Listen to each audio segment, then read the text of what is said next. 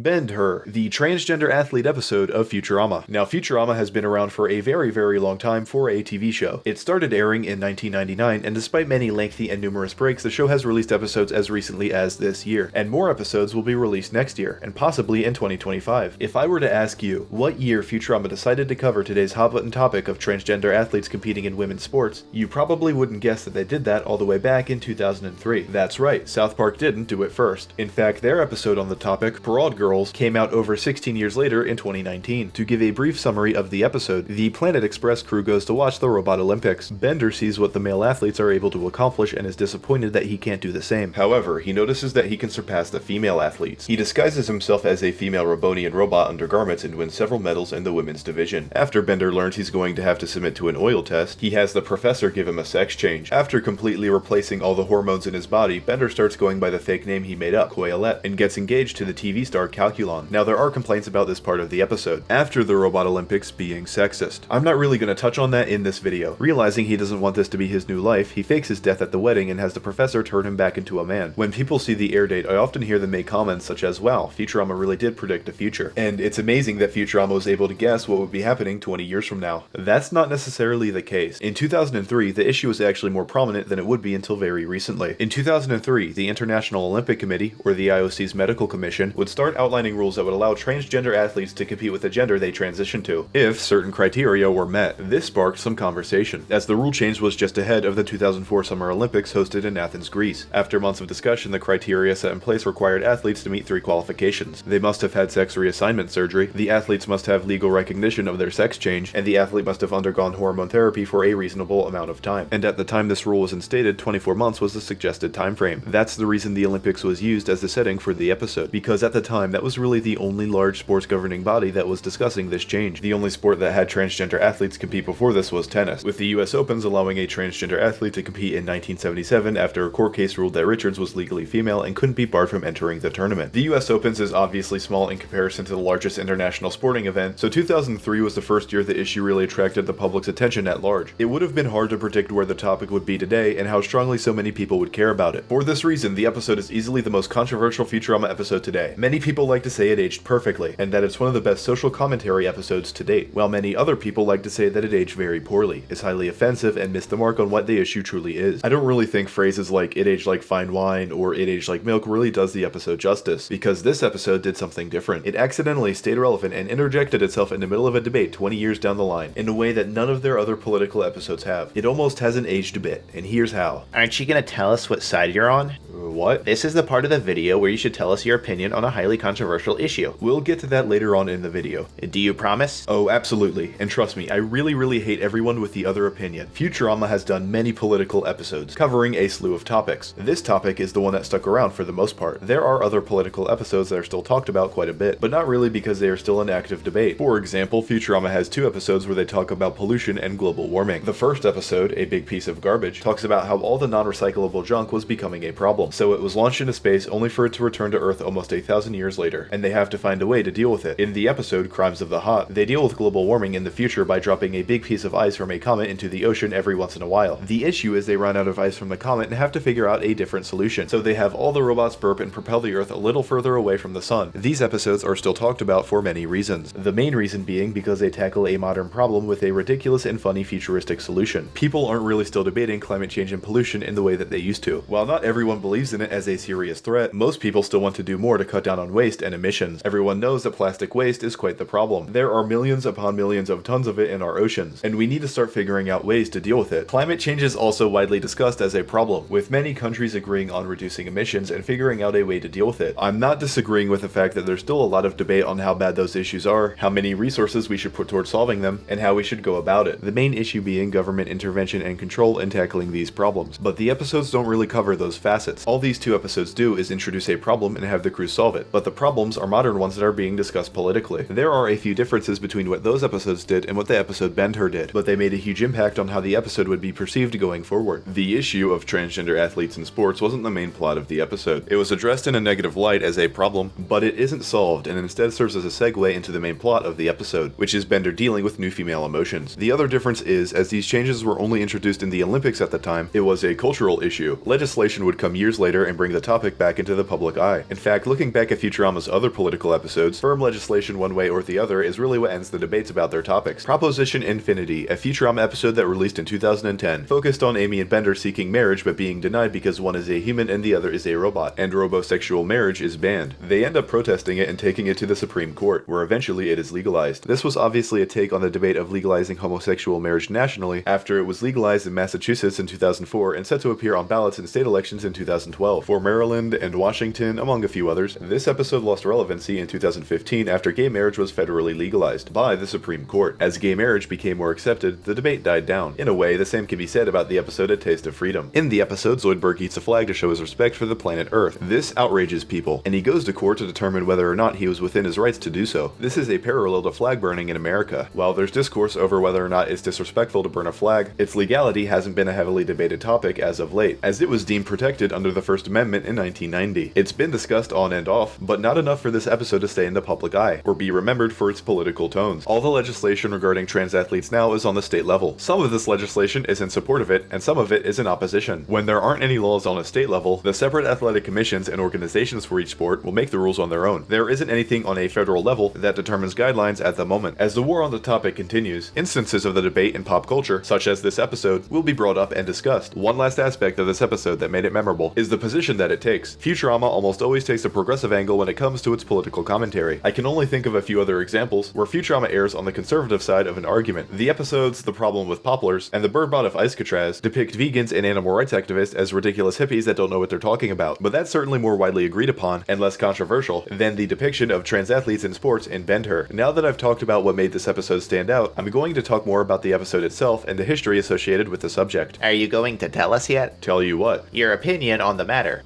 No. I just said that I'm going to be talking about some historical events and about the TV show a little bit more. But you promise you're going to get to it, right? Yep, I'll get around to it. The build-up to Bender deciding to sneak into the female Olympics is rather short. He sees how strong the male competitors are, able to easily bend two unbendable beams when Bender himself struggled to bend one. Then he sees how easy the female competition is in comparison. He disguises himself and enters the Olympics, competing for and winning 5 gold medals. This takes place all within the span of about 2 minutes in the episode. Just because it's a short scene, it doesn't mean that this was a throwaway joke. This was very much a huge part of the rest of the episode. The length of the scene is actually commentary in and of its own. The fact that Bender decides to compete and enters the competition within a very short amount of time is likely the writer's way of symbolizing their view on the topic, being that a man could very quickly and with minimal effort decide to identify as a woman and slip into the Olympics to win the competition. Also, everything that comes after this scene comes from Bender's success in the games. He gets asked to appear on TV and is interviewed. He even gets to date the very famous and wealthy actor Calculon, likely commentary on how people see trans athletes as taking opportunities and success away from women by competing and easily beating them in the female leagues. This episode came out before any Olympic event allowing trans athletes. So how did this prediction pan out? The 2004 Olympics were the first to allow transgender athletes, and none competed. In fact, the first trans athlete to compete in the Olympics wouldn't do so until the 2020 Tokyo Olympics, which were delayed until 2021 due to a global pandemic. This doesn't mean that between 2004 and 2020, no transgender athletes tried out for any Olympic team. These are hard records to parse, but I did find records of 2 American transgender athletes that tried out in the country's Olympic trials, the first being Keelan Godsey, a transgender man. Keelan Godsey transitioned from a woman to a man officially in 2005, when in college. Godsey continued their athletic career in the track and field event, the hammer throw, and tried out for the 2008 Olympics. But Godsey tried out for the women's team and came up short in the trials, placing 8th. In the 2012 Olympics, they would try again, but come up just 11 inches short of representing America in the sport. Since Godsey was born female and tried out for the women's league despite his identity, the rules set in place by the Olympic Committee for an athlete competing in a league different than the gender they were born in weren't applicable in this case. The second American athlete wouldn't try out until 2020. Chris Mosier would try out for the 50-kilometer walking race. Mosier was another transgender man, but unlike Godsey, Mosier would try out for the men's team. He didn't qualify, however, after a knee injury forced their withdrawal around the midway point in the race. Seeing that no transgender athletes had competed, the Olympics Committee would once again change their rules in 2015. The changes implemented were as follows. Legal recognition of gender was no longer required, as it would prevent transgender athletes from countries where LGBT rights weren't recognized from competing. Instead, the rules required the individual to recognize themselves as transgender for 4 years before competing. This was likely added as a formality, because any country where being transgender was outlawed wouldn't allow a transgender competitor to compete under their flag. Sex change surgeries were also no longer required, as requiring invasive surgeries was seen as a potential human rights violation. The most substantial change, however, was instead of requiring the athletes to have been on hormone therapy for a specific amount of time, a specific amount of testosterone was set as the allowance point for trans women to compete on women's teams, 10 nanomoles per liter, which is equivalent to 288 nanograms per deciliter. This is a controversial number among those against, and even some on the fence, on trans athletes athletes competing. Testosterone ranges in a healthy man are stated to be around 219 to 1009. Higher or lower is considered abnormal, with the average usually being around 600 to 650. 288 nanograms per deciliter, while on the low end by a lot, still falls within what is currently considered the healthy range for a man. It is definitely quite higher than the normal levels of testosterone for a woman, which is between 19 and 54. While it is estimated that somewhere between 13 and 14% of women have more than this amount, it is incredibly rare for a biological female to have anywhere near 288. Some say that this number should be lowered, and that the current required maximum of testosterone for trans women gives them an advantage against those born as women in sports. It should be noted, there are a decent number of people that support trans athletes in sports that believe this number should be lowered as well. After this change was implemented, there would be a trans woman athlete that competed in a women's event in the 2020 Tokyo Olympics. Laurel Hubbard, out of New Zealand, would compete in the 87 kilogram and up powerlifting division for women. This was definitely a huge step forward for the movement. Out of the 14 competitors, she placed 14th. After failing all 3 snatch attempts, Hubbard would withdraw, as there was no possible way to place with a power clean alone. People in support of transgender athletes in sports used Hubbard's placement as an argument that transgender athletes wouldn't dominate women's leagues if allowed to compete, and that it wasn't unfair. Those opposed to it had some counter arguments. Although she placed 14th, that represents a worldwide ranking because it was in the Olympics. Qualifying means a whole lot in this instance, and it should be noted that Hubbard has had better lifts in other competitions. One of the reasons her performance wasn't up to par was her age. At the time of the competition, she was 43, and the other competitors were much younger. The gold medalist, Li Wenwen, was 23 years old and set records for both lifts in the event. At the end of the day, this was inconclusive. Since Hubbard didn't even compete in one of the lifts, there still aren't really any direct comparisons on the Olympic level we can look at yet. All that being said, going back to the Futurama episode, we can say they predicted wrong as of now, since there still hasn't been an instance of a trans woman athlete dominating the competition in the Olympics. It's possible that going into 2024, we will see a few transgender competitors and see how well they can perform. It should be noted that the likely reason there were so few trans athletes who had even tried out for the Olympics is because although the Olympics committee was ready to allow trans athletes to compete, individual countries were still not ready to send a trans athlete to represent them. What I didn't mention at the start of this video is with the first recorded instance of a trans woman athlete competing in a women's tennis league, 25 out of the 32 women in the event pulled out, and the United States Tennis Association withdrew their support. At the time, it was the popular opinion that trans women competing in women's leagues was unfair, and it's safe to assume that most countries until very recently did their best to prevent trans athletes from even trying out. After competing for and winning 5 medals, Bender has to report to gender testing and undergoes a sex change surgery, draining himself of testosterone so he can pass the physical tests. This brings up another point the writers were trying to make in this episode. Trans athletes could cheat by switching their hormone medication cycles for a competitive edge. This is a point brought up by people against allowing trans athletes in sports a lot today, suggesting that someone could stop using T-blocker medications to give themselves more energy and muscle development during training, then cycle back on them in time to meet the requirements for the previously mentioned Olympic standards, which have been adopted by a lot of leagues that allow trans athletes. While nobody has been caught doing this, an example of a high-profile case where these accusations were made is in the case of Leah Thomas, the reason being her testosterone levels were near the upper limit of what would currently be allowed. There were proposed rule changes after seeing how well Thomas performed, winning the Division I NCAA races by quite a margin, but it was considered unfair to change the rules in the middle of the season. The new suggested rule would require 5 nanomoles per liter of testosterone as the maximum, halving it from 10, and requiring athletes to maintain that level for 36 months. Some consider the amount of time and the level of effort trans athletes would have to spend meeting those quotas unfair, compared to the far more relaxed testing the other athletes would go through. Arguments those in support of trans athletes have to address the possibility of cheating bring up the fact that it's not uncommon for people to cheat and cycle with estrogen blockers and testosterone in every sport, and while some people get away with it, those who are caught face consequences. Doping scandals, or I guess in this case anti-doping scandals, would be handled the same with trans athletes, so there wouldn't be need for concern. In terms of trans athletes competing in sports, that's all the commentary this episode has to offer. People criticize and praise the Olympic section of this episode depending on their opinion of trans athletes competing in sports, but the rest of the episode faces more criticism for reasons that aren't really political. The main criticism throughout the rest of the episode is sexism, as Bender's behavior is meant to imply that women can't control their emotions. I've already spent a lot of time on this video, and that's a completely different topic. My goal here was to take one of the most topical and controversial scenes in Futurama and provide historical context, and also show common arguments on both sides regarding it. The debate isn't likely to go anywhere anytime soon. 2022 through 2023 has seen many sports organizations finally implement policy on transgender athletes, with every organization bringing something different to the table. The World Boxing Council is preventing trans women from competing in women's leagues, but plans on creating a new league exclusively for them. The World Athletics Organization prevents anyone who has gone through male puberty from being submitted to female record books and world rankings. Many volleyball and basketball leagues are allowing it with testing. Even some non-physical sports like chess have implemented bans on trans women competing. It's very interesting to see what this episode originally predicted and where the issue is today, and how different groups have interpreted all the evidence along the way. Now that everything else is out of the way, aren't you going to choose? Choose what? If trans women should be allowed to compete in women's leagues, or if trans athletes should be banned from sports. Two interesting options there. I think that one's the right option. Which one? Yeah, that one. But you didn't say which opinion is yours. You didn't clarify anything.